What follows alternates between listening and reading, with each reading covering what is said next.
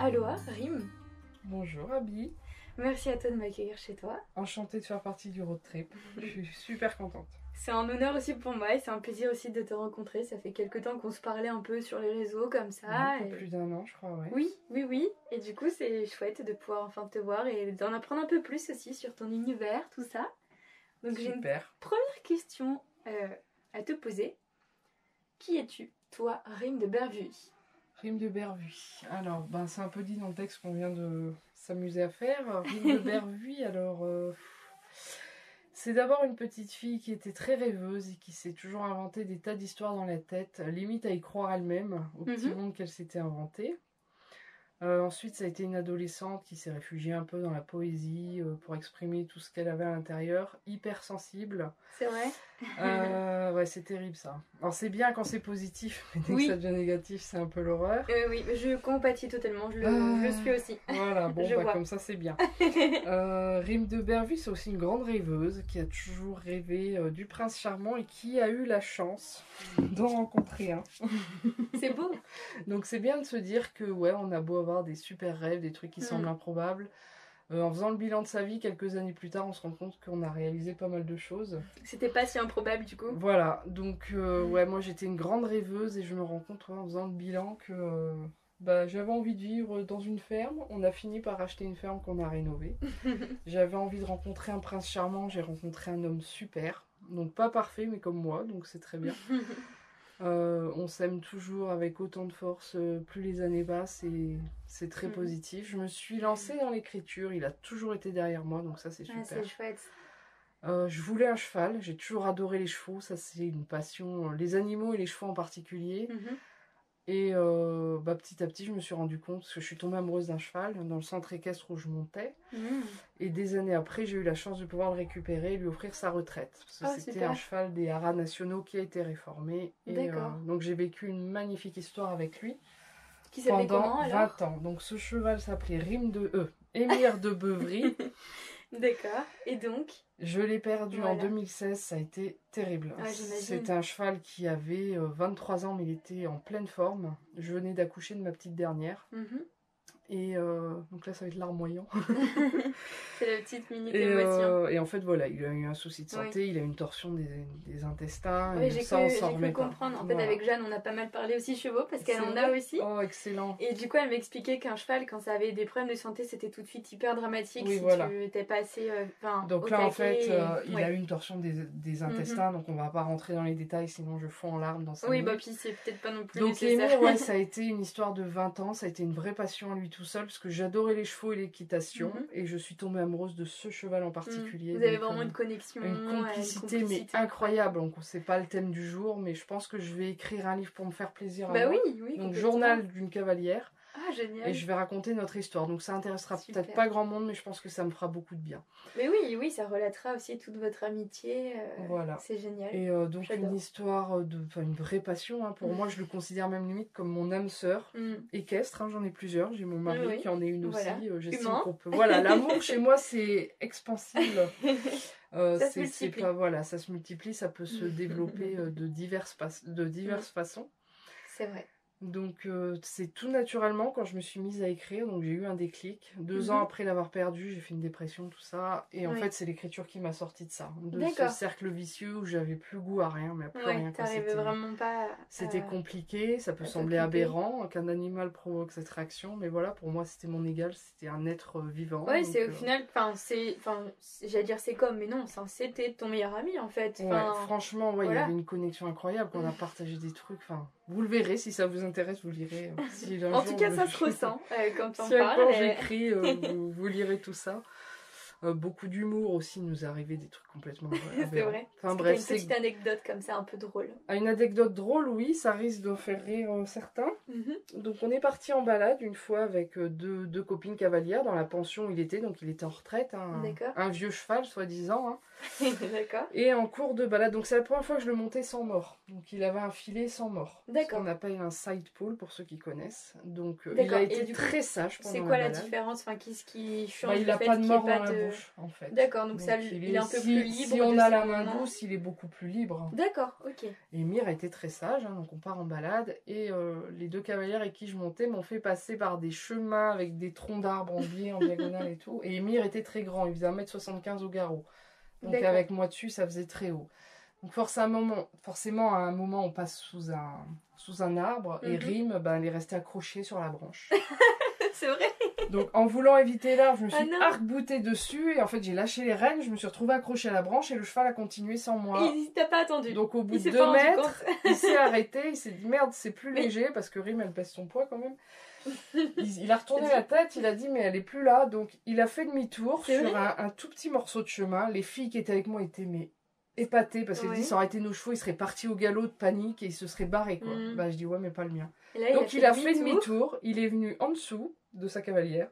Je me suis retrouvée à cheval à l'envers. Ah bah oui, du coup, qu'elle était dans l'autre sens. Ah oui, j'ai oublié de raconter, avant je m'étais arraché le t-shirt et le soutien-gorge dans tous les arbres.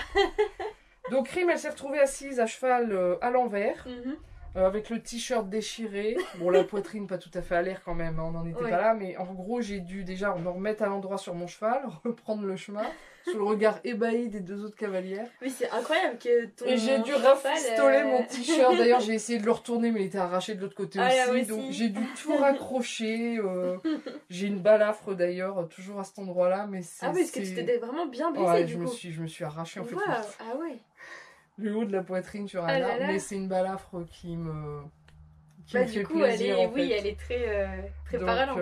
Voilà. Donc suite à la mort d'Émir, j'ai eu beaucoup de mal à surmonter ça parce que c'était un exutoire aussi. Parce qu'Émir, j'y allais tous les jours, je le montais à cheval, c'est pour ceux qui connaissent, c'est incroyable. Une évasion. Donc voilà, je me suis mise à écrire, j'ai eu un petit déclic et ça m'a sorti de cette dépression et tu t'es dit, voilà, je me lance en tant qu'écrivain. Et je me suis lancée. Donc c'est vrai qu'au départ, j'ai écrit un projet qui avait 25 ans dans ma tête. J'avais juste un titre. Alors, j'ai juste une petite question avant de te laisser continuer. Ouais. C'était quand que tu as commencé alors à écrire? Alors à écrire véritablement, sérieusement en 2018. D'accord, oui, donc finalement c'est février 2018. Récent. Donc date anniversaire, 2 ans après le départ d'Émir. J'avais commencé à écrire certaines choses. J'ai eu une nouvelle qui avait été publiée dans un fanzine quand j'avais 20 ans, donc à peu près 21 ans, 98, 99. D'accord. 99 je crois. J'ai commencé à écrire des romans, mais ça n'a jamais été sérieux. J'ai jamais eu l'élan, je crois, derrière. Ouais, c'était juste à commencer par-ci par-là. Après, je suis retombée dessus l'autre fois, il fait déjà 250 pages, donc j'écrivais quand même, mais c'était pas du tout dans la même régularité, pas dans la même démarche. Oui, du coup, tu les finissais pas finalement, c'était pas des projets aboutis. C'était des débuts, il y aura peut-être une fin un jour. Peut-être que tu remettras le nez dans les manuscrits. Voilà. Plusieurs manuscrits qui sont partis à la poubelle parce que ça n'avait pas d'intérêt. Mais voilà, au clair de la Louve, j'ai commencé, c'était d'abord pour me faire plaisir à moi. Donc j'avais un titre et une vague idée d'histoire pour une nouvelle. Aujourd'hui, je suis en train d'écrire le tome 3, le tome 4. C'est l'histoire d'une nouvelle qui se développe en saga. Et j'écris des pavés. Donc c'est pas grave. non, mais ça se prend finalement. C'est que l'univers se construit et l'univers se développe. Mais c'est vrai qu'au clair de la Louve, au départ, je l'ai écrit pour moi. Et en fait, j'avais pas du tout de scénario, donc c'est vraiment venu comme ça. Ces 200 pages là sont venues comme ça. Et en fait, il n'y a pas eu de fin, donc j'ai fait une suite. Mais j'avais pas prévu de faire une saga. J'avais pas prévu du tout cette histoire-là. Les personnages ont pris le contrôle à un moment donné. Et, les fameux. Voilà.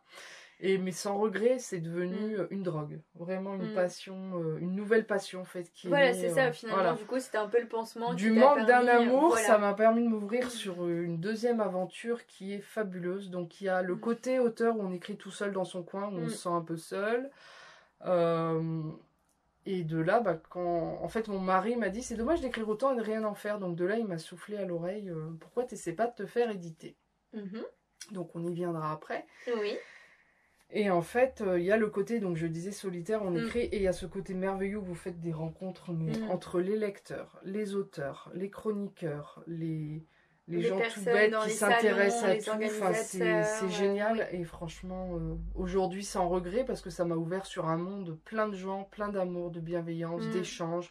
Bon, aussi, il y a des côtés plus négatifs, plus sombres. Bien sûr, mais je trouve que c'est une magnifique aventure. Ouais, franchement, c'est une superbe aventure. Et rien que pour ça, moi, à chaque fois, si on me demande est-ce que tu gagnes ou quoi, bon, oui, on voit l'aspect financier. Forcément, en plus, quand on se lance un peu plus avec un statut derrière oui, d'entreprise. Quand oui, on ça veut compte. en faire un métier, finalement, mais c'est obligé oui, ça apporte énormément. Au niveau personnel et au niveau humain, c'est magnifique. Quand on a la chance de rencontrer un lecteur, de passer un après-midi avec quelqu'un comme ça, c'est magique. Tu m'étonnes. Donc, on en vient à l'auto-édition. Pourquoi? Oui, surtout, comment tu as connu l'auto-édition? Parce que c'était quelque chose qui, aujourd'hui, commence à bien se démocratiser. Mais moi, je connaissais pas. Mais du coup, voilà, c'est quand même assez timide, en fait. Donc comment tu as connu l'auto-édition? Bah écoute, par hasard, je veux dire. D'accord, ouais. Par hasard, moi totalement aussi, alors, par hasard.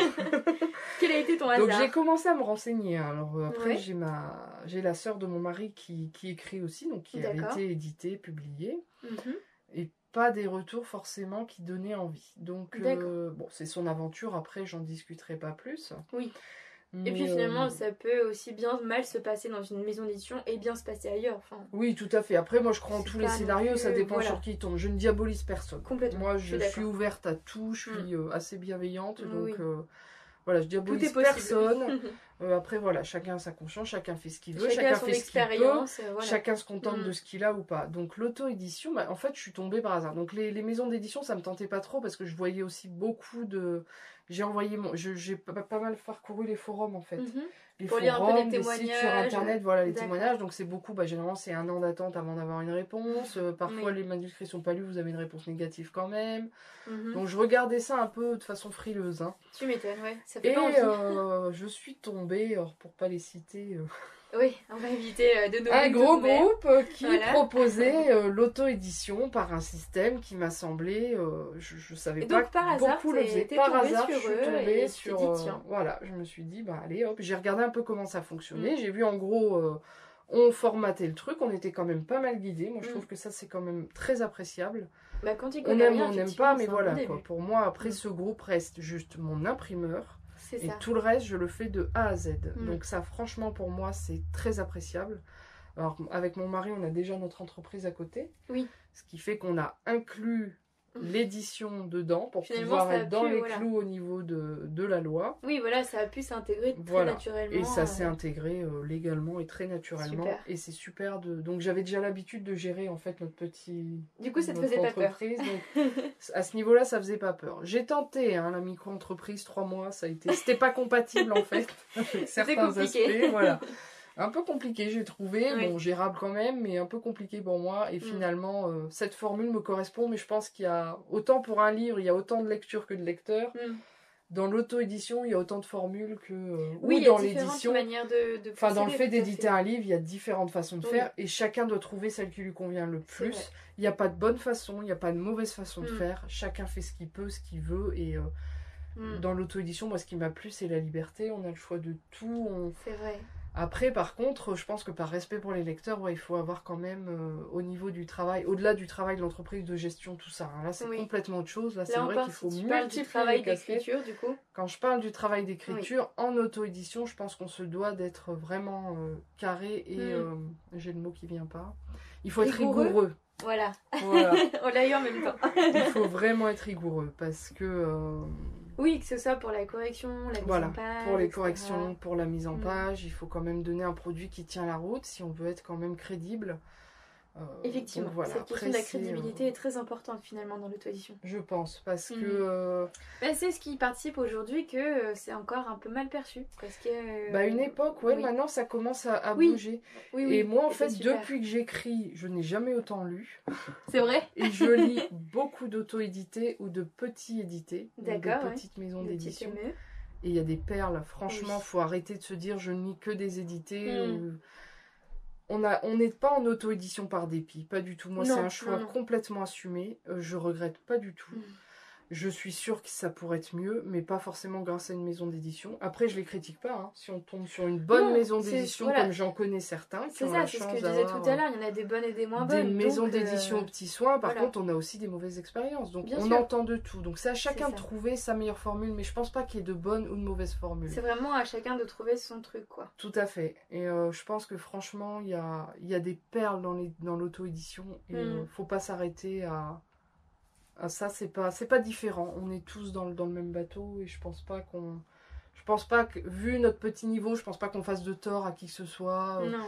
C'est des grands débats. Moi, je passe au-delà. Après, ça peut paraître lâche, mais c'est certainement pas Non, mais tu vois, je partage un peu aussi moi, ton avis. On a autre chose à faire qu'en fait se prendre la tête juste sur ça. Mais après, c'est pour tout dans la vie. Donc, oui, mais voilà. moi, je suis au-delà du conflit. Je pense qu'on est là, Oui. on a tellement de belles choses à vivre qu'il faut passer Complètement.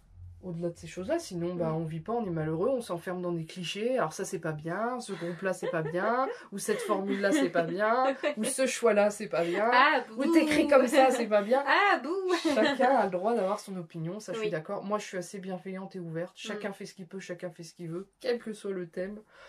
Voilà, moi, je suis plus dans l'échange que dans le jugement. Oui.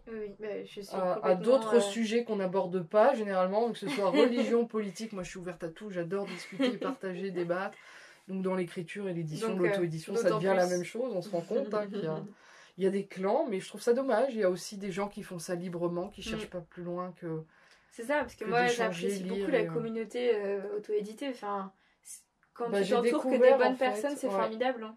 Et en discutant tout à l'heure de nom d'auteur, je me rends compte, moi j'avais peur qu'il n'y ait qu'une seule communauté, en fait, où c'est toujours les mêmes qui tournaient, mais en échangeant sur des noms, je me rends compte qu'il y en a plusieurs. Donc ça ouvre sur des possibilités de belles rencontres encore, et ça donne envie de continuer cette aventure. C'est vrai que moi aujourd'hui, donc ça fait 3 ans que je connais l'auto-édition et que je chronique, que je défends ses valeurs, etc. Et ben ça fait 3 ans que je ne lis plus que ça. Ah bah moi aussi, je lis même plus.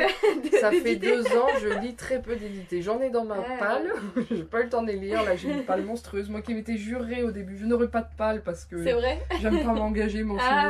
Enfin quoi que je me suis mariée, je ne regrette pas du tout. Hein. Ouais, mais là, voilà, pour la lecture, je dis non, je vais pas rentrer là-dedans parce que... Et en fait, après, t'en sors plus. C'est horrible. Et en fait, ça monte, ça donne envie. Je suis tentée tout le temps. Et ça grimpe. Et voilà, on n'a pas toujours le temps de faire... Quand on écrit, on n'a pas toujours le temps de lire autant qu'on voudrait. Ce serait bien d'avoir plusieurs vies. De ne pas avoir besoin de dormir. C'est clair. Ça serait très appréciable, franchement.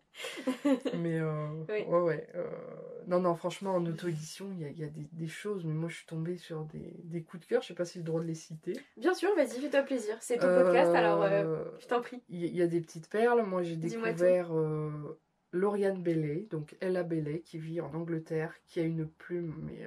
Enfin, moi c'est mon avis, hein. Elle écrit superbement bien, c'est une auteure française qui vit en Angleterre, c'est ça? Qui vit en Angleterre. Elle s'est mariée, en fait, est allée là-bas et elle écrit des... Donc là, ses premiers romans, on suit un détective privé qui était anciennement dans la police, donc des enquêtes tout de même, hein, avec tout le petit milieu. Moi, je trouve ça délicieux. Et en auto-édition, je trouve que elle a largement le niveau des autres, donc je pense pas que l'auto-édition, ce soit en dessous. Non, c'est chacun a sa petite pierre à apporter finalement. Chacun a sa petite pierre à porter et on ne se marche pas dessus. Enfin, normalement, on devrait pas. Et donc, elle, c'est un de tes premiers coups de cœur. Ah, elle, ça a été un coup de cœur, franchement. Ouais. Après, il y a d'autres plumes qui sont sublimes. Hein. Il y a Linda da Silva, Alex H.S. qui écrit de la romance. Donc, je me suis découvert à lire des auteurs que je n'avais jamais lus avant. Des styles que j'avais pas lus et que j'ai appréciés. Donc, Alex H.S. écrit plus... de la romance contemporaine, mais avec des héroïnes qui vont nous ressembler. D'accord. Pas des tout beaux, tout riches, tout parfaits. Ouais, c'est vraiment. Même si j'en ai un peu joué dans mon roman à moi, des tout beaux, tout riches, mais voilà. C'est avec des personnages avec des défauts, avec des tares. Les miens aussi, ça. Là-dessus, je m'y retrouve aussi. Hein. Mon petit univers loin d'être parfait quand même. Ouais. Des fois qui énerve mes lecteurs aussi. Je dis, c'est là que c'est réussi quand les personnages arrivent à vous énerver, c'est parce que du coup ils sont assez vivants, voilà, pour vous agacer parfois. C'est ça qu'on veut. Ensuite, d'autres auteurs, j'ai découvert des styles que j'aurais jamais cru lire. J'ai lu Manon T avec de l'érotisme. J'ai bien aimé, mais après c'est pas l'univers de prédilection, mais j'ai bien aimé découvrir sa plume. Voilà vers lequel tu te serais pas forcément spontanément tournée. Parce que je l'ai rencontré sur un salon et puis là il s'est passé quelque chose entre nous. Je vais pas dire un coup de foudre, mais presque. On n'est pas amoureuse. Mais amoureuse d'amitié, je pense qu'il s'est passé quelque chose comme si c'était une évidence. Donc des magnifiques rencontres, franchement. Sabrina Guerrero, que j'ai rencontrée en salon, un petit coup de cœur aussi. J'ai pas eu l'occasion de la lire encore, mais j'aime beaucoup. Une plume que j'ai adorée, j'ai découvert par les groupes après, donc les réseaux sociaux, mais toujours dans l'auto-édition. Frédéric Huguin, alors désolée si j'accroche son nom, qui écrit des thrillers, mais des petits bijoux, quoi, franchement. C'est vrai. Après, je suis désolée pour tous ceux que je ne vais pas citer, mais j'ai l'impression que la liste est longue. Oui, trop longue, donc il faudrait aussi une vie, du coup, pour tous les citer. Voilà, mais petit clin d'œil, le premier groupe sur lequel je me suis inscrite sur Facebook, parce que je ne savais pas du tout qu'il existait une telle communauté de lecteurs et d'auteurs, parce qu'on ne serait rien auteur sans les lecteurs. Et inversement. Voilà, donc c'est le groupe... que tu as fondé. C'est vrai, c'est le nôtre objectif auto-édition. Donc j'ai toujours peur de décrocher. C'est OAE, c'est ça. OAE, voilà. C'est le premier groupe sur lequel je me suis inscrite. C'est vrai, mais ça fait super plaisir. Quel honneur, quelle fierté. Ensuite, bien sûr, il y a des tas de groupes par une autre personne. Oui, il y en a plein maintenant. Donc une lectrice qui est en or pour moi, qui est de la région, donc Blandine Caron, qui est assez connue aussi dans les groupes de lecture, qui a osé la louve et qui a adoré, alors que c'était pas du tout son genre, qui m'a un peu mis le pied à l'étrier dans plusieurs groupes, qui a parlé de moi, qui a fait mes premières chroniques, je pense. Qui était un peu ta mentor dans les groupes Facebook. Voilà, on va dire ça. Et franchement, je me suis dit, mais c'est magique en fait de pouvoir... Après, c'est vraiment exponentiel, d'une rencontre à l'autre, on arrive ailleurs. C'est ça. Et je me suis toujours retrouvée plus loin, toujours de belles personnes. De fil en aiguille dans toute cette communauté, donc sur plusieurs groupes. Je ne sais pas si j'ai le droit de les citer aussi. Ah si, bien sûr, bien sûr. Lecteur-auteur, La Passion des mots, avec Joël Marchal et toute sa sympathique équipe d'animation. La grosse rencontre, le gros coup de cœur, forcément le piano bar de la culture, aujourd'hui le comptoir de la culture, où j'ai d'abord été membre très active. J'aime beaucoup l'ambiance qui règne. Je suis devenue animatrice et je me suis retrouvée dans l'équipe d'administration et sans regret, on est une sympathique équipe. Génial. Et on essaie de après ça convient pas toujours à tout le monde, il y a des conflits comme sur tous les groupes. Il faut de tout. Voilà, faut tout pour faire un monde. Et franchement, une bonne équipe, un groupe où, comme le tien, ouvert sur beaucoup de choses. Je veux dire, s'il n'y a pas d'abus, on a le droit un peu de parler de tout ce qu'on veut, d'échanger, tant qu'on respecte le critère. Toi, c'est l'auto-édition. Oui, c'est ça. Nous, du coup, pour nous c'est la culture, donc on est ouvert sur le cinéma, l'écriture. Oui, voilà. Nous, très rapidement, là, sur OAE, c'est vrai que c'est un groupe du coup que j'ai cofondé avec Titou, donc mon meilleur ami, qui est blogueur aussi aujourd'hui. Et notre objectif, c'était d'informer sur l'auto-édition et de rassembler une communauté. Et aujourd'hui, du coup, on est vraiment super fiers puisqu'on est un peu plus de 1000 membres en 3 ans de temps. C'est incroyable. Et du coup, le fait que tu dises que oui, voilà, c'était le premier groupe et qu'aujourd'hui, tu as trouvé une communauté... du coup, je suis très attachée à ce groupe. Objectif réussi, quoi, c'est génial. Même si Facebook me notifie pas tout, donc je suis peut-être moins active. Après, c'est vrai que quand tu passes de temps en temps sur un groupe, c'est vrai que j'essaie de partager mes chroniques aussi. Bien sûr. Donc c'est vrai que moi j'étais juste au départ auteur pour moi toute seule, égoïstement dans mon coin, donc j'ai commencé à écrire pour moi, donc j'ai exorcisé pas mal de choses. On se demande parfois, alors ceux qui connaissent pas l'auteur et un peu l'histoire se demandent pourquoi il y a un cheval au début de mon livre, j'avais besoin d'exorciser cet épisode. Donc oui, je parle d'Émir dans mon livre, caché sous un pseudo, qui est devenu mon pseudo d'auteur aussi. Émir de Beuvry est devenu Rime de Bervuy. T'as un peu joué avec les lettres du coup. Voilà, je joue pas mal avec les mots. Après, là, il y a donc... je sais pas si je peux parler de mon livre. Mais bien sûr, mais j'allais te demander si tu veux nous parler de ton univers, c'est le moment. Je pars dans tous les sens. Ah non, mais ce podcast t'appartient vraiment, alors fais-toi plaisir. Bon, alors donc mon univers, un univers fantastique. Donc j'ai eu beaucoup de mal à le classer, le faire rentrer dans des cases. Ouais. Alors le tome 1, je dirais plus qu'il y a vraiment... une romance, mais pas dans le sens romance où je le découvre à la lecture en fait. Il y a une histoire d'amour, mais pas que, en fait, il se passe plein de choses. C'est vraiment une saga fantastique complète. D'accord. Parce qu'au fil des tomes, alors moi c'est vrai que je parle dans la globalité, mais il y a de l'action, il y a du suspense, il y a l'évolution d'un personnage, c'est un parcours initiatique. Il y a l'évolution. Voilà, il y a un peu de surnaturel, mais c'est quand même très ancré dans la réalité. D'accord. Et ça me permet de toucher un lectorat beaucoup plus large que ce que je pensais. C'est dur à dire, hein. Donc, moi j'ai une lectrice, suite à une dédicace dans une médiathèque, qui m'a dit, moi ce que j'ai aimé dans votre univers, c'est que si on passe au-delà un peu du bizarre et de l'étrange, ça pourrait être dans notre réalité. À se demander si ça n'existe pas, si il y a un organisme dans mon livre. Si tu viens pas d'une dimension parallèle. Voilà, si ça pourrait ne pas être vrai. Donc j'aime bien dire que mon univers, c'est le surnaturel qui flirte délicieusement avec la réalité sans trop la bousculer.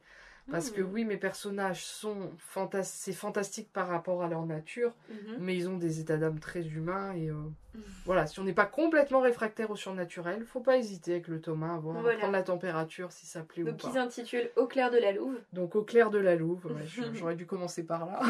Non mais c'est bien, t'as installé l'ambiance, on y était, pas de problème. Donc Au clair de la Louve, ça a été un titre quand j'avais 15 ans. Donc à 15 ans, alors ça c'est fort. Rime de Bervuy s'appelait Anne-Sophie à l'époque. T'as eu le titre vraiment en premier. Alors ça m'a flashé un titre comme ça d'un coup. Vraiment, tu t'es dit, c'est ce sans titre. Histoire derrière. Je me dis, tiens, ça sonnerait bien pour écrire quelque chose. Donc à l'époque, je m'étais dit, comme une nouvelle.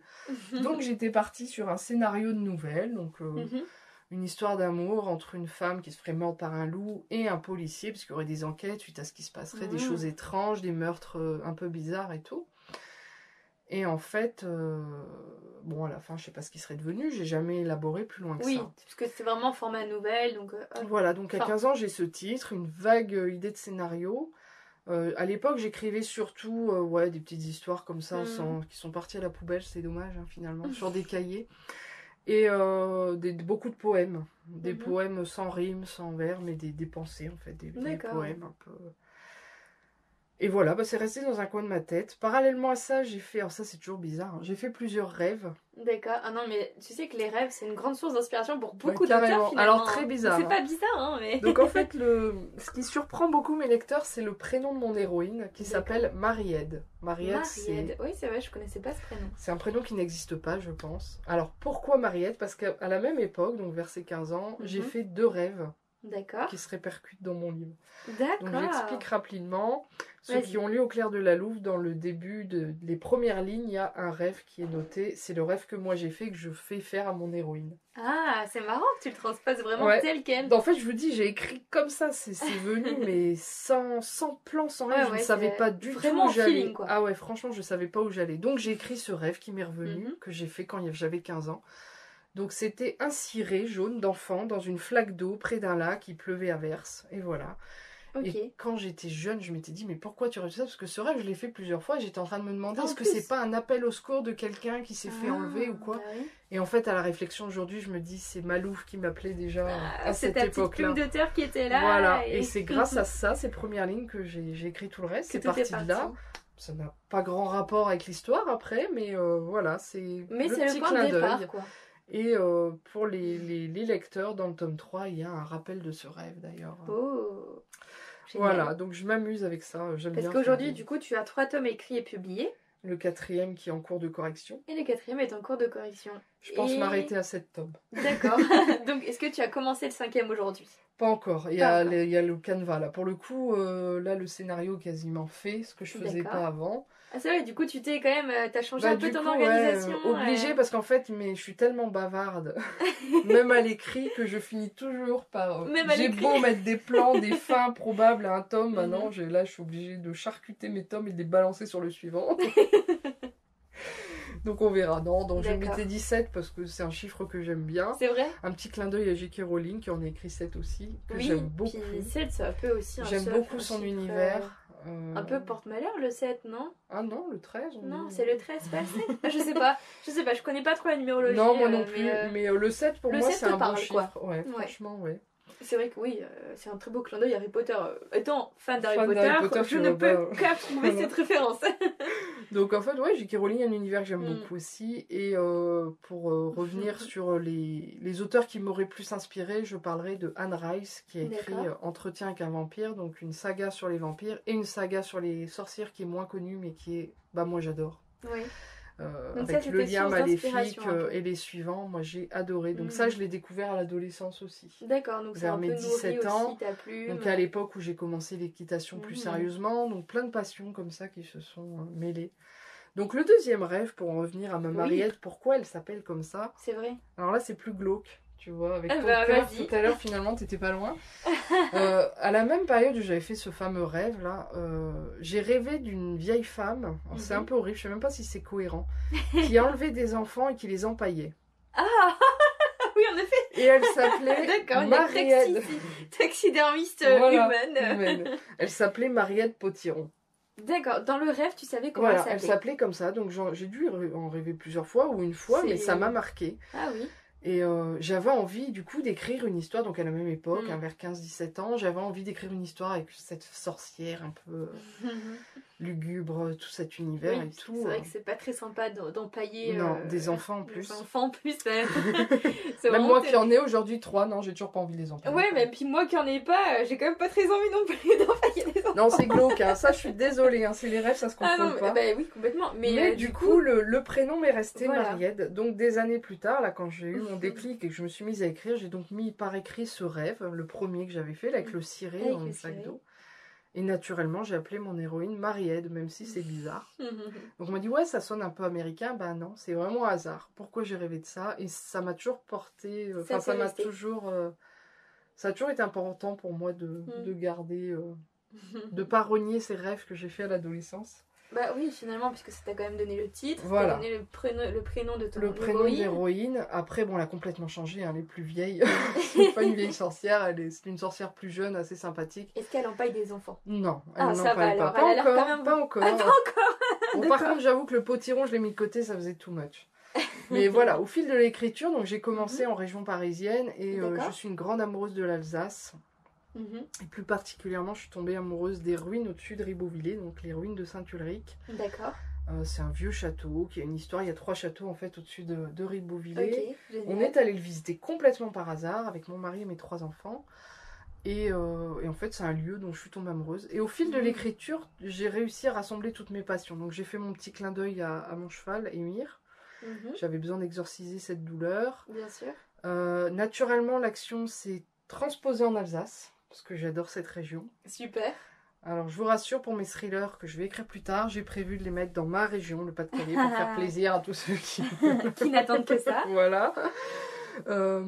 Et donc, ouais, les ruines de Saint-Ulrich sont devenues un lieu emblématique de mon histoire. D'accord. Donc, c'est devenu le petit rituel. Quand on va en Alsace, on va dans les ruines. Ah, c'est vraiment devenu une tradition. Voilà, c'est devenu la tradition. Quand on y va, ma fille de 4 ans et demi, ah maman, on va voir ton château. Donc, c'est mon château. Donc, c'est un château très visité. Hein, c'est une des plus belles ruines de là-bas. Oui. Donc, il est très connu, très, très visité. On a appris récemment qu'il y avait des fêtes à la fin de l'été qui s'y faisaient, donc tout le monde fait son petit pèlerinage là-bas, on boit un coup en route, on boit un coup en haut, on boit un petit coup en haut, on fait... voilà, il y a d'autres traditions, donc moi c'est vrai que depuis je me suis intéressée à l'histoire, et ce que j'adore faire dans mon roman, c'est intégrer des petites anecdotes réelles. Ah, ça du coup, ça vraiment imprègne davantage. Ouais, donc on colle vraiment à la réalité. Je sais que j'ai essayé certaines choses qui n'ont pas abouti parce que j'ai pas eu de réponse. Mais il y avait une boutique sur Rigvir où ils vendent des sorcières en fait. Et je leur avais demandé l'autorisation de mettre le nom de la boutique dans mon roman. Ce qui apportait plus de crédit. Bon, malheureusement, je crois qu'ils étaient en déménagement à cette époque-là. Donc ça s'est pas fait parce que j'ai pas eu de réponse claire et nette. Bon, apparemment, j'avais le droit de les citer si je les dénigrais pas, mais voilà, je l'ai pas fait. Maintenant, ceux qui connaissent sauront de quoi je parle.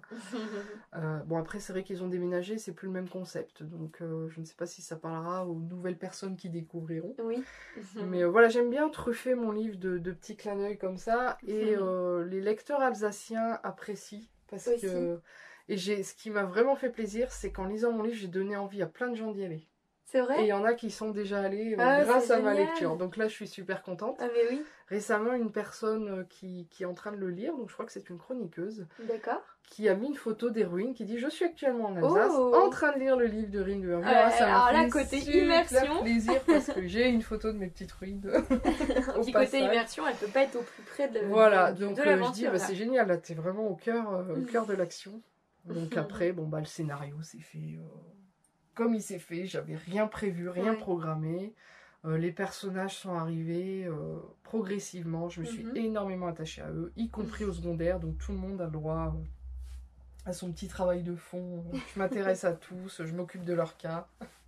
Parfois il y en a qui m'agacent, ils partent plus vite que prévu. Ils disparaissent temporairement. Ils réapparaissent après peut-être. Voilà, c'est... Enfin comme quoi, l'écriture c'est vraiment une belle aventure. Oui, donc, c'est vrai. Donc tu ne regrettes pas de t'être lancée dans l'auto-édition et d'être devenue écrivaine aujourd'hui? L'auto-édition, bah super. Après, j'ai la chance de toujours vendre un peu parce qu'on discute entre auteurs, on voit d'autres témoignages sur Internet. Bien sûr, ça permet aussi donc de c'est savoir plus ou moins... voilà, mais moi, ça m'apporte tellement que déjà, rien que ça, voilà, c'est super. Rien que ça, t'es toute gagnante au final. Voilà, déjà, rien que ça, l'aspect humain, bah, il y a 100% gagnant, quoi, même 2000%, quoi. Enfin, c'est magique. Des magnifiques rencontres, des belles amitiés. La preuve aujourd'hui encore, en te rencontrant, parce que c'est vrai que depuis le début, j'étais sur ce groupe. Mais oui. Je me rappelle que on a commencé à discuter avec une contestation de ma part. C'est vrai? Je me souviens plus, raconte-moi. Pas par rapport à toi, mais je me rappelle que quelqu'un demandait comment on pouvait connaître les salons. Ah oui, et j'ai eu le malheur de mettre le lien vers un autre groupe qui partageait que des salons, et ça n'a pas plu à quelqu'un qui m'a dit je vois pas le rapport. Bah je dis si, la personne cherche des salons, moi je lui donne un groupe qui répertorie tous les salons, elle va à la pêche, elle remonte le fil, elle va voir tous les salons qui existent. Et j'étais toute vexée, donc je t'avais contacté à l'époque, et t'as été adorable à me dire mais si, ta réponse était tout à fait pertinente, il n'y a pas de problème et tout. Et voilà, j'avais dit à mon mari, voilà, de nouveau je râle, mais aujourd'hui on est ensemble et c'est magique, quoi. Enfin, c'est super sympa. Vrai. Je sais qu'on a toujours bien échangé, discuté. Complètement. J'adore les démarches que tu fais, tout ce que tu fais pour l'auto-édition, les bonnes idées puis penser aux autres aussi, enfin vouloir mettre les autres en avant, moi je trouve ça superbe parce qu'il y en a trop peu qui le font, hein.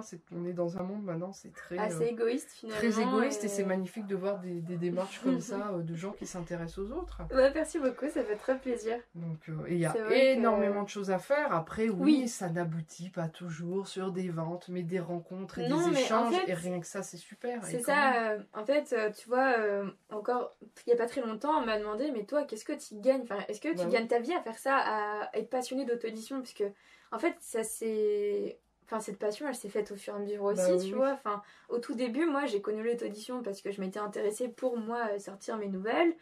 Et du coup, je me suis dit, mais pourquoi personne n'en parle? C'est tellement génial. Et quand j'ai vu que les seules personnes qui en parlaient très mal, puisque c'était très mal perçu, je me suis dit, mais non, moi, je veux être de ceux qui en parlent bien, parce que c'est bien. Et du coup, bah voilà, c'est comme ça que c'est venu. Et puis, j'ai fait de plus en plus de rencontres d'auteurs, de lecteurs, de chroniqueurs, de machin. Et c'était de plus en plus passionnant. Enfin, puis aujourd'hui, c'est vraiment une passion enfin, je peux ça vraiment le dire. Oui. Mais oui, et puis je pense que je peux vraiment l'élever à la hauteur de la passion que j'ai pour Harry Potter et tout son univers de J.K. Rowling, tu vois. C'est vraiment quelque chose qui me fait vibrer. Et quand la personne m'a dit, mais toi, du coup, comment tu gagnes ta vie avec ça? Bah, je la gagne pas parce que je fais rien payer, je fais rien, je me rémunère pas avec ça. Parce que mon but premier, c'est vraiment de partager les auteurs auto-édités et de les diffuser un maximum parce que, enfin, vous méritez tellement ça, c'est tellement génial, il y a tellement de perles, il y a tellement de plumes qui mériteraient d'être découvertes, enfin, c'est dommage de rester dans l'ombre au final. Ouais, mais par contre c'est vrai qu'on constate que ça se démocratise quand même de plus en plus. Il y a beaucoup de blogs maintenant sur les expériences d'édition, d'auto-édition. Ou même rien que si tu regardes rien que le nombre de groupes Facebook, tu disais tout à l'heure, le seul que tu avais à ce moment-là, il y a 2 ans, c'était le nôtre. Aujourd'hui, tu en as 20, enfin, il y en a beaucoup plein, plus que ça, mais tu en as énormément et c'est trop bien. Parce que plus on est, et plus on fait du bruit, du coup. Tout à fait. Et du bon bruit. Et ça, c'est vrai qu'il y en a beaucoup maintenant qui voient, et je pense des auteurs auto-édités, donc moi, c'est pas un objectif pour l'instant, mais qui arrive à percer même dans l'édition. Donc si on retombe bien, ça peut être bien, ça dépend ce qu'on a. C'est ça, et même encore mieux, enfin je trouve pour moi, c'est que je connais des auteurs auto-édités qui arrivent à en vivre. Oui, et ça du coup, c'est un très bel objectif. Mais à la limite, c'est ce que j'ai envie de dire, que ce soit cette passion pour l'auto-édition en général, d'échanger, ou l'écriture, c'est au-delà du fait que ça rapporte quelque chose à un moment donné, c'est que c'est un moteur. C'est clair. Et que ça te permet d'aboutir à des choses auxquelles tu n'aurais même pas pensé. Moi, si on m'avait dit dans 2 ans, tu feras des interviews, tu feras... Bon, ça reste des interviews sur Facebook, dans des groupes qui sont pas lus par des millions de personnes. Mais du coup, tu partages quand même un peu... ça reste des choses qui est le quotidien d'énormément de personnes. Et je pense qu'ensemble, tous ensemble, on est plus forts, que ce soit... auto-édition, petits édités. Après, les grands auteurs, j'en parle pas parce qu'ils ont pas besoin de ça, peut-être, mais... Non, et puis c'est pas... Je me sens pas le même moins monde, bien ou différente d'un auteur édité. Pour moi, c'est un travail. C'est 2 choses différentes. Je pense de qualité, j'espère. Oui. D'après les retours que j'ai dans l'ensemble, ça va quand même. Après, les reproches qu'on m'a fait, c'était sur le fond de l'histoire qui plaisait peut-être pas. Donc après, c'est tout. Mais globalement, sur la forme, mais globalement, sur la forme, ça tient la route. Moi, on voit mon livre, on sait pas d'où ça vient. Et voilà, pour moi, Je passe par un grand groupe, mais pour moi, c'est mon imprimeur, c'est tout. Voilà. Tout le reste, c'est moi. Je suis mon propre éditeur. C'est ça. Je fais tout le travail. J'ai énormément de fierté de faire tout ce que je fais aujourd'hui. Je vois la première couverture du livre, c'était une catastrophe. et je suis arrivée à quelque chose, ma force d'échange avec les autres. Enfin, c'est un chemin parcouru, mais incroyable, quoi. Non, mais c'est vrai. Et pour rapidement faire le parallèle, moi, c'est pareil. Il y a 3 ans, si tu m'avais dit, moi qui ouvrais mon trop premier blog avec Titou, qui s'appelait à l'époque Je sais pas lire, on ouvrait notre blog, lui, il faisait les chroniques, et moi, je faisais que des articles sur les infos que je commençais à glaner sur l'auto-édition. Jamais on se serait imaginé le blog. Aussi grand, et voilà, être aujourd'hui... moi, je pars en road trip de littérature indépendante. Titou s'est lancé sur YouTube. Enfin... C'est génial. Oui, je sais que tu avais ouvert un projet Ulule. Oui. Et il a été financé en 2 jours, je crois. Oh oui. C'est incroyable, quoi. Je m'attendais vraiment pas à ça. Enfin, c'était... Moi, sur le coup, je dis, bon, je participe. C'est vrai que ça fait un peu peur. On se dit, c'est un projet, est-ce que les gens vont s'y intéresser? Voilà. Et quand parce que c'est assez sectaire, tu dis non, est-ce que du coup ça va être... C'est super quoi, en 2 jours. Puis j'ai vu l'émotion sur la vidéo. Là, pour le coup, oui. J'étais tout émue. Toi, tu m'en parles de la chair de poule. Mais même pour moi, j'étais super contente pour toi. Puis rassurée de me dire que l'auto-édition pouvait susciter autant d'engouement. Parce que participer à ça, ça rapporte rien à personne non plus, enfin, quelque part. Mais oui, complètement. Enfin, rien à personne et beaucoup à tout le monde. Oui. Je veux dire, nous, on parle de nous. Toi, tu vis ta passion à fond. C'est superbe. Et ça va ouvrir sur des amitiés, des nouvelles idées, des nouvelles... Enfin, moi, l'année prochaine, je refais une session, c'est voilà, sûr. C'est super. C'est vrai que c'est franchement génial, quoi. Non, mais c'est une aventure incroyable, l'auto-édition. Ça rassemble beaucoup de choses. Et c'est vrai qu'on arrive à des endroits où on n'aurait jamais cru, quoi. Mais oui, enfin, oui, voilà. Et du coup, juste pour finir sur ce que je disais par rapport au fait qu'au tout début, le blog, c'était vraiment... En plus, c'était juste une blague au départ avec mon meilleur ami. On s'est dit, ça démarre souvent comme ça. On ouvre un blog, ok. Et voilà, c'était vraiment ça. Et l'année dernière, on s'est retrouvés sur un salon, sur scène, à parler de qu'est-ce qu'était chroniqueur, etc. Enfin... Ça prend des proportions incroyables et ouais, c'est génial. Et tu vois, là, ma toute dernière fierté, bon, outre tout ce projet du road trip, c'est qu'aujourd'hui, j'arrive à être à l'aise face caméra. Ça, c'était un truc qui vraiment me paralysait. Bah moi aussi, je vais te dire. J'ai fait mes premiers lives et je me suis rendu compte finalement, c'est ça, en fait, du coup, on évolue aussi à travers nos passions et c'est trop bien. Moi, c'est vrai qu'à la base, je suis timide. On pourrait ne pas le croire parce que je suis très bavarde. Oui, c'est vrai. Mais en fait, quand je me sens bien, je suis rapidement à l'aise. Et en fait, sur les lives, pareil, on se retrouve... Après, j'ai la chance d'avoir... un super groupe de copines, on va dire, qui sont toujours là, qui répondent fidèles au poste. Donc, la hantise, quand tu fais des lives, c'est de te dire, il n'y aura personne. Oui, et du coup, en fait, le premier que j'ai fait, il y a eu un moment, je crois, 30 personnes qui étaient connectées. Et c'est magique, quoi, de se dire qu'il y a autant de personnes que tu intrigues, même s'ils te lisent pas. Je veux dire, c'est pas le seul objectif. Bon, bien sûr, on va pas se mentir, en tant qu'auteur, que ce soit édité ou non ou auto-édité, hein, on a envie d'être lu, je pense, par le déjà. Plus grand, bien sûr. Et après, oui, si on peut y gagner un peu, on est content. Mais c'est vrai que c'est ce que je te disais tout à l'heure. Entre les dépenses marketing, les frais d'édition, les frais de machin, de trucs, les envois... Ça peut être plus compliqué. Bon, on est peut-être un peu moins rentable que ce qu'on voudrait, hein, surtout quand on est un peu trop généreux. Bon, j'ai mon patron de mari qui me le rappelle, qui est la raison dans l'histoire. Même si c'est moi qui fais la compta. Oui, c'est vrai que l'autre fois, je dis, je gagne bien en fait. Puis après, j'ai dit, ah ouais, mais en fait, tu dépenses beaucoup. Quand aussi, tu déduis tout le reste. C'est vrai que c'est. Après, je pense qu'on a, par rapport à l'auto-édition, on a aussi ce qu'on mérite. Enfin, ce qu'on se donne comme moyen. Oui, c'est ça. Tu vois, moi, j'ai eu des expériences d'autres personnes qui ont des résultats de malades. Et je me dis, ouais, mais toi, t'as pas encore le. C'est pas la niaque, parce que si, j'ai envie de tout donner à Malouve. Hein. Enfin, Malouve, pour l'instant, qui va s'élargir sur d'autres univers. Mais voilà, je pense qu'on a aussi ce qu'on mérite. Est-ce qu'on se donne les moyens? Est-ce qu'on se donne à fond? Voilà, on parlait aussi tout à l'heure des librairies. Aller démarcher les librairies, moi, j'en suis pas encore là. Parce que j'ai rien... Par contre, en étant auto-édité, j'ai rien envie de faire à contre-cœur. Oui, donc, voilà. Oui, donc, ça me donne envie, mais pour l'instant, je suis pas encore à l'aise avec ça. Donc, j'y vais progressivement, marche après marche. Complètement. Après, c'est ce que je dis, ma louve, elle fait son petit bonhomme de chemin à pas de loup.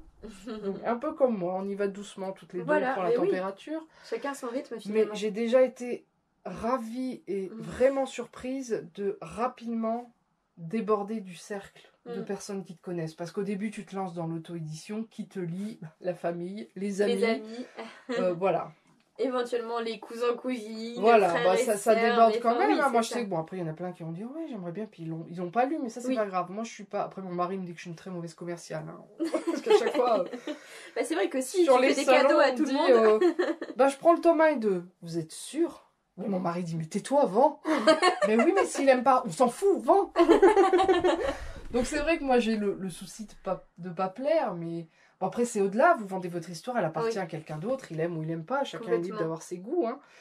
Mais voilà, c'est une aventure merveilleuse. Mais c'est vrai qu'on devient multicasquette. Oui. Et par la force des choses, bah, on devient graphiste, on devient designer, on devient... Bon, ça, je l'avais un peu déjà avec l'entreprise avant, hein, où je faisais déjà pub et communication, je faisais déjà la comptabilité, les choix, hein, qu'est-ce qu'on fait? Est-ce qu'on reste uniquement sur un seul diffuseur? Est-ce qu'on se multiplie? Est-ce qu'on investit? Est-ce qu'on attend? Est-ce que...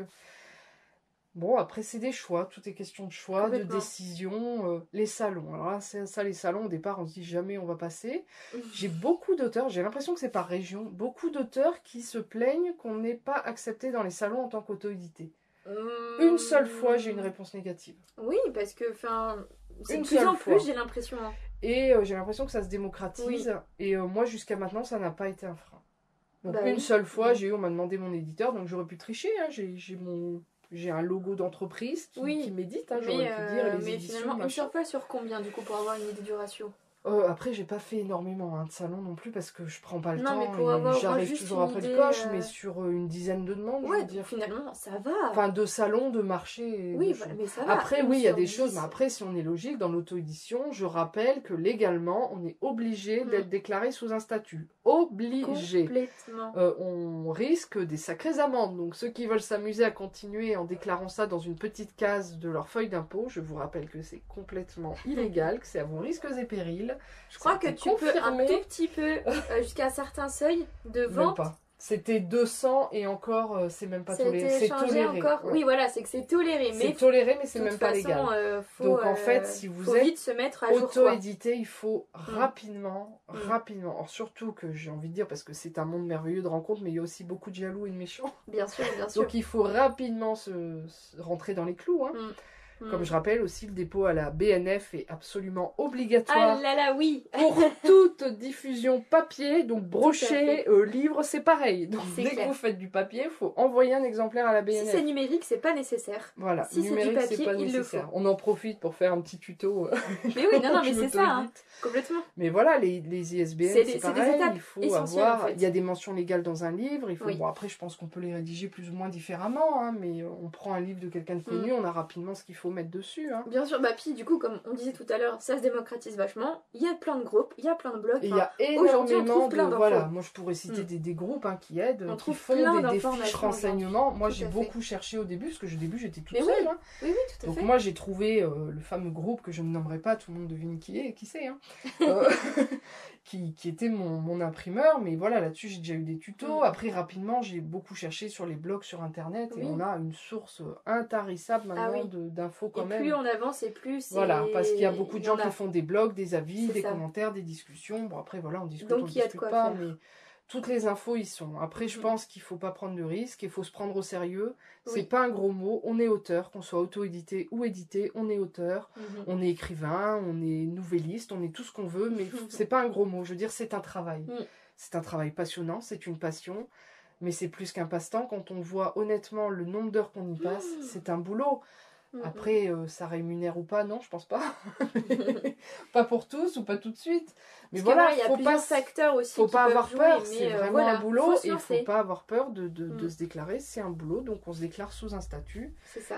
Et après, voilà, on prend pas de risques. Et surtout que je crois qu'en micro-entreprise, vous payez que ce que vous déclarez. Donc, au prorata. Donc, c'est une chouette possibilité, la mais voilà, moi, je sais que je suis restée qu'un trimestre, donc c'était 5%. Mais après, ça monte à 15 ou 25. Enfin, je veux pas dire de bêtises. Il y a assez de groupes qui expliquent. Oui, il y a pas mal de choses qui expliquent. Et voilà, mais on paye que si vous êtes à zéro, vous paierez rien, quoi. Donc, faut vraiment pas avoir peur. Faut se déclarer. Et puis, la loi peut faire peur, mais. Voilà, non, après on y arrive tout le temps, puis avec les conseils des uns et des autres, parce que c'est quand même une belle communauté. En fait, ça, hein. Il y a énormément d'entraide. Moi, ça, je l'ai découvert aussi, que ce soit au niveau. Oui, c'est vrai. Moi, j'ai, pour la citer, Léatrice, qui est une auteure, bon, elle est incroyable, elle écrit, c'est une machine de guerre. Elle a été très bon conseil sur beaucoup de choses, et voilà, elle donnait ses conseils comme ça, sans rien attendre en retour. Elle m'a aidé à faire mes roll-up, enfin mon roll-up, et elle l'a fait comme ça, par gentillesse.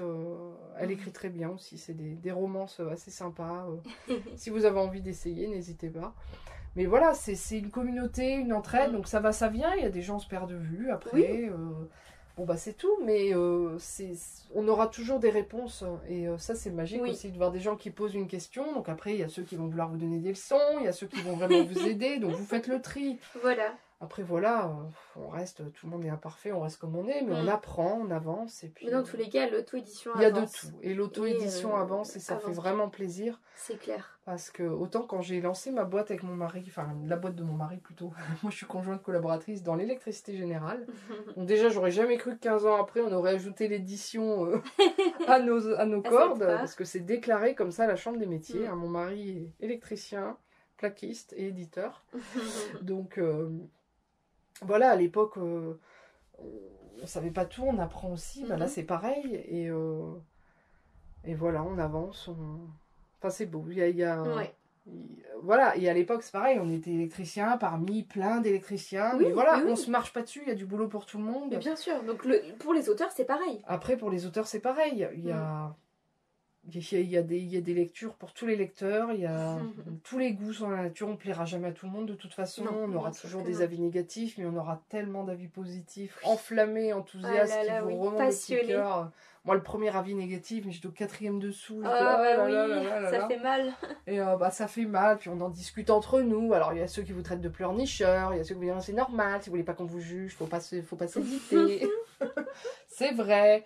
Mais voilà, bon, ça fait toujours plaisir de se consoler avec les autres. Du coup, tu te forges là-dessus. Et puis, le deuxième ennemi, on va dire, ou troisième avis négatif, il m'a fait rire, en fait. Donc voilà, on évolue, et c'est là qu'on grandit.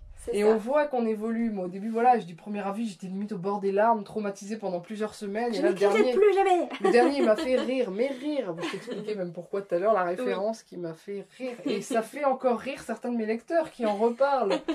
L'autre fois, j'ai eu la chance d'avoir une journée sur un groupe où j'étais mise à l'honneur. Et il y a une de mes lectrices qui vient et en clin d'œil me fait une référence à cet avis. Et la personne qui dirigeait la journée a eu peur, a cru que c'était une moquerie. En fait, pas du tout, je l'ai rassurée. Non, t'inquiète pas, c'est une blague à part. C'est une petite blagounette entre nous. Voilà, mais c'est magique quand on en arrive comme ça avec des lecteurs. C'est clair.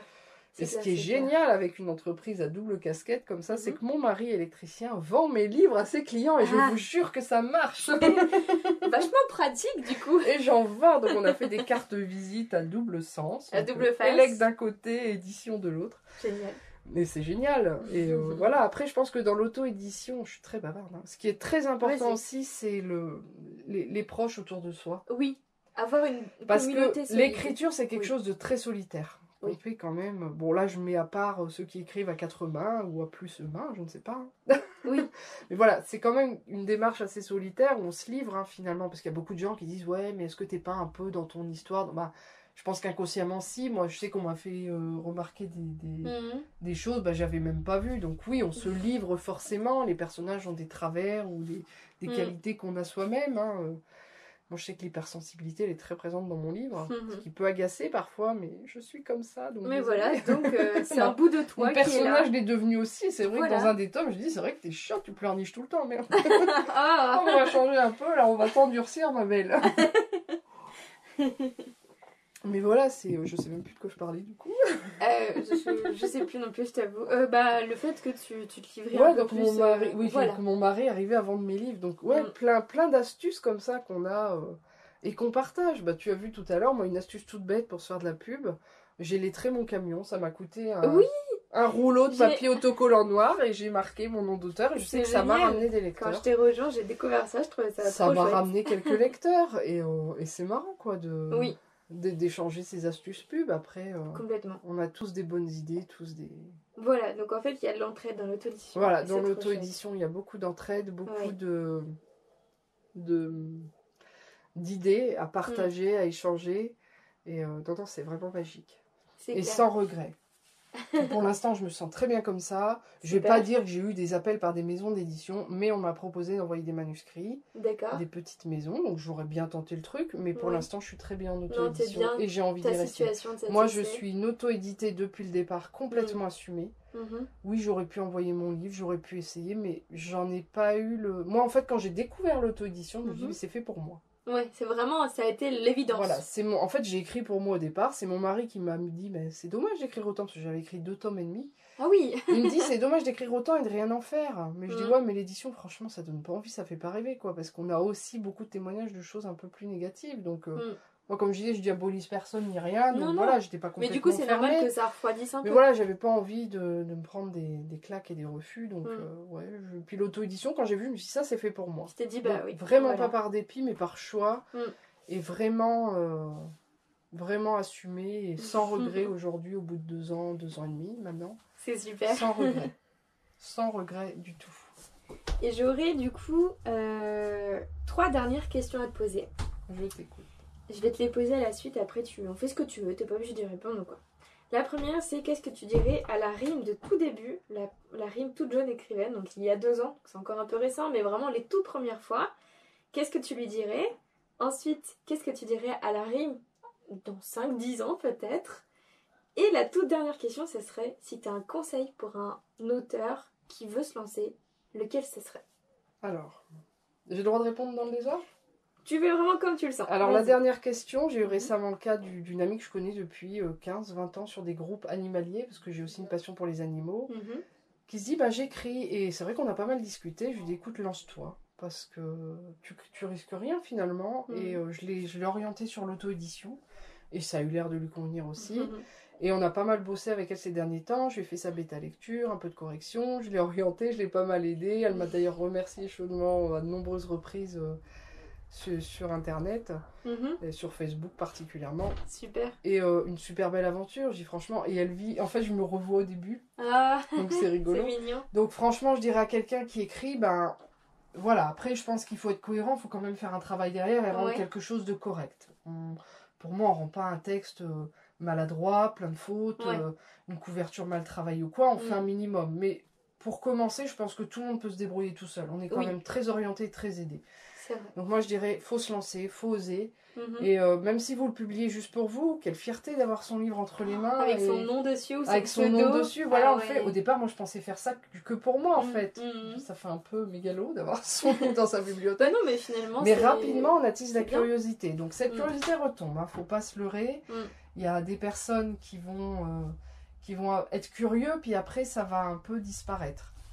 Mais voilà, au moins ça intéresse au début. Quand vous dites je me mets à écrire, les gens ils s'intéressent quand même beaucoup et après bon tout le monde n'y vient pas, mais voilà, ça donc faut se lancer et après rapidement le cercle d'amis, de famille et puis après les gens en parlent et puis après ça se développe. Voilà, puis après les réseaux sociaux font énormément, là vous élargissez complètement. Voilà. Et j'ai envie de dire, si on s'intéresse aux autres, les autres s'intéressent à vous aussi. Oui. Faut le faire sincèrement et ça marche. Oui, totalement.